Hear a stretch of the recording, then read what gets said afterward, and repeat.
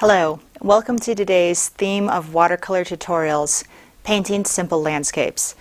In our first class, we're going to be painting an aspen wood forest. This is going to be a fairly simple, straightforward approach to painting trees, but since they're aspen trees, they're very easy because they're mostly just the trunks.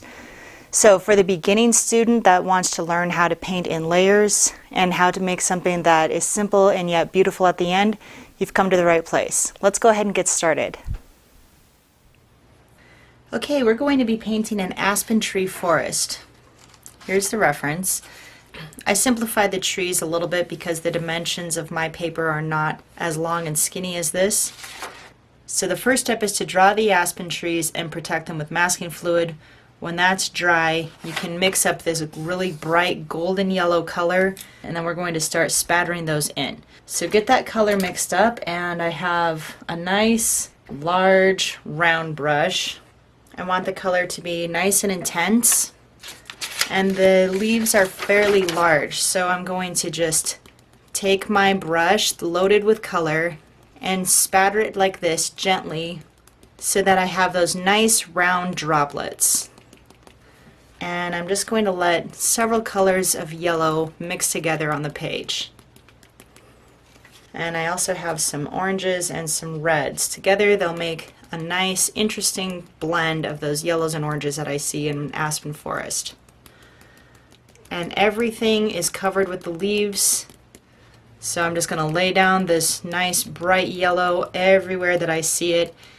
And the more force you put behind each spatter, the more elongated it's going to get. It won't be round like those beautiful leaves anymore. So just take your time and go around gently, making those spatters different sizes but always round.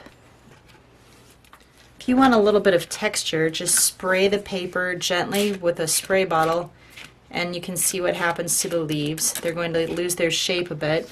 So I'm not going to spray everything, and I'm not going to give it a heavy spray, but just to help that color to mix and for those colors to be a little bit more translucent and bright. It's good to hit them with a little shot of water.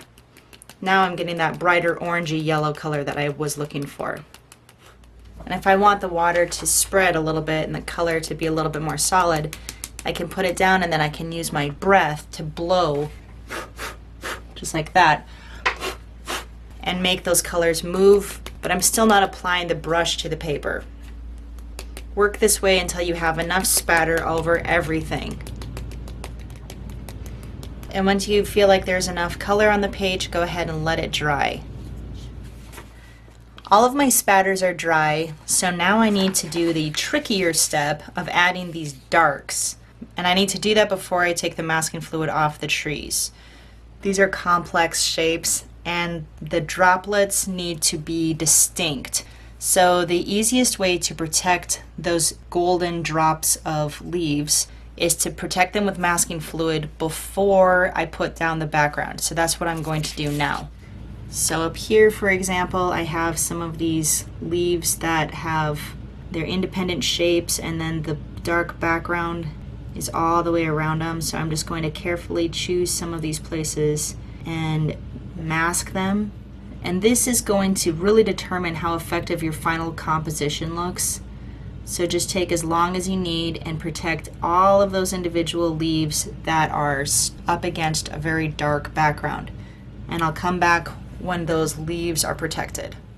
Okay, now that the masking fluid is dry, we're going to drop in those darks. And this part is really fun if you have done your job well. Let's see how it goes. I'm just going to brush down. I've got some browns and some Payne's gray. I'm going to let those mix on the page. And you know that you have protected those shapes with the masking fluid, so you should be able to just kind of go right over the top and punch it up. So I'm paying attention to my reference still and adding browns where I see them and then going in darker where I see that.